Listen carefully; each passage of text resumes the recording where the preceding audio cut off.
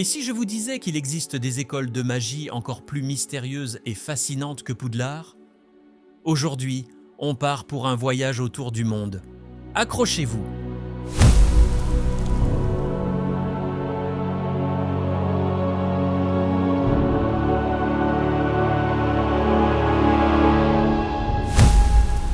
Saviez-vous que Poudlard n'est pas l'unique école de magie?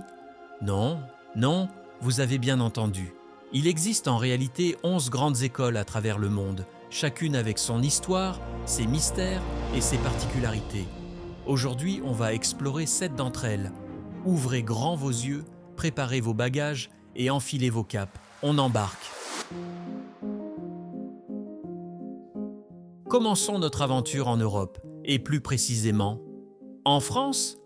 Eh oui, les sorciers français ne vont pas à Poudlard, mais à Beauxbatons.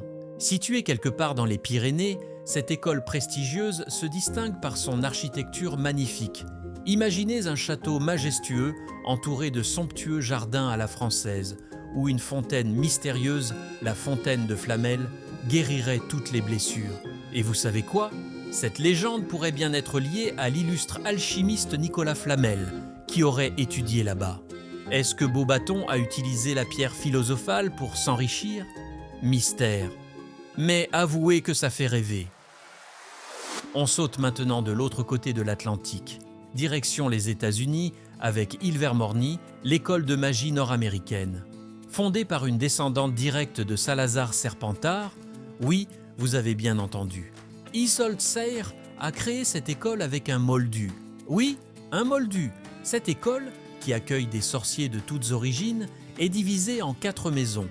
Le serpent cornu, l'oiseau tonnerre, le Pukuojeni et le Womatu.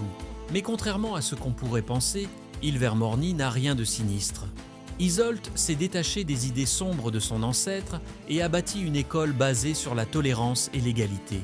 N'est-ce pas fascinant de penser qu'une descendante de Serpentard ait pu tourner le dos aux valeurs de sang pur? Allez, on poursuit notre périple en Amérique du Sud, au cœur de la forêt tropicale, là où se dresse l'école de Castelo Bruxo au Brésil. Ce lieu magique ressemble à un ancien temple doré perdu au milieu des arbres géants.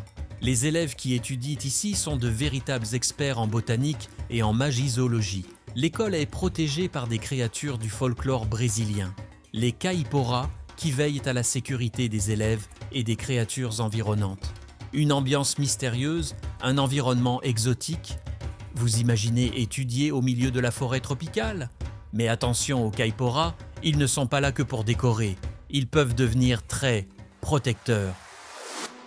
Continuons notre tour du monde avec un petit détour au Japon, où se trouve Maotokoro, une des écoles les plus secrètes et raffinées du monde magique.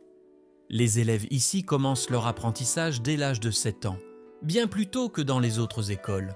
Ce qui est fascinant avec cette école, c'est que chaque élève porte une robe de sorcier magique qui change de couleur selon ses compétences et son comportement. Un mauvais choix? Une utilisation de la magie noire?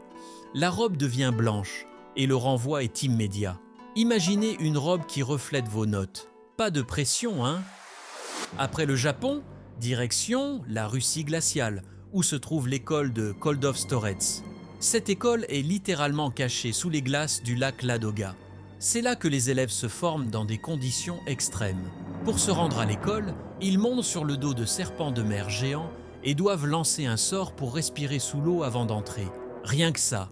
Et pour jouer au Quidditch, ils ne volent pas sur des balais achetés dans un magasin? Non, non.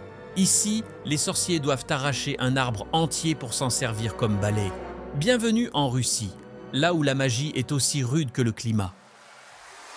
Prêt pour une dernière étape glaciale? Bienvenue à Durmstrang, l'école de magie scandinave. Si vous avez regardé Harry Potter et la Coupe de Feu, vous vous souvenez sans doute de Viktor Krum, le champion de Durmstrang au tournoi des 3 sorciers. Cette école est mystérieuse et très secrète. Personne ne sait exactement où elle se trouve. Ce qu'on sait en revanche, c'est que Durmstrang n'accepte que les sorciers de sang pur et enseigne des formes de magie offensive. Une rumeur circule. Durmstrang pourrait même enseigner la magie noire. Vous y croyez?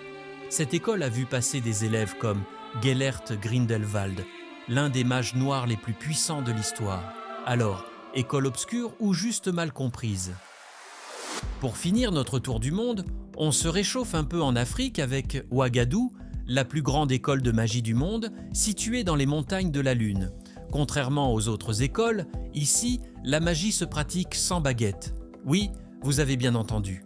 À Ouagadougou, les élèves utilisent uniquement leurs mains pour jeter des sorts. Ce qui est encore plus fascinant, c'est que les invitations à rejoindre l'école arrivent directement dans les rêves des futurs élèves. Imaginez-vous rêver de votre admission à Ouagadougou et vous réveiller avec une petite pierre gravée dans la main. Magique, non ?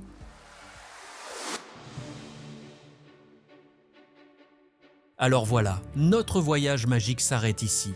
Vous avez découvert les écoles de magie les plus mystérieuses et incroyables du monde.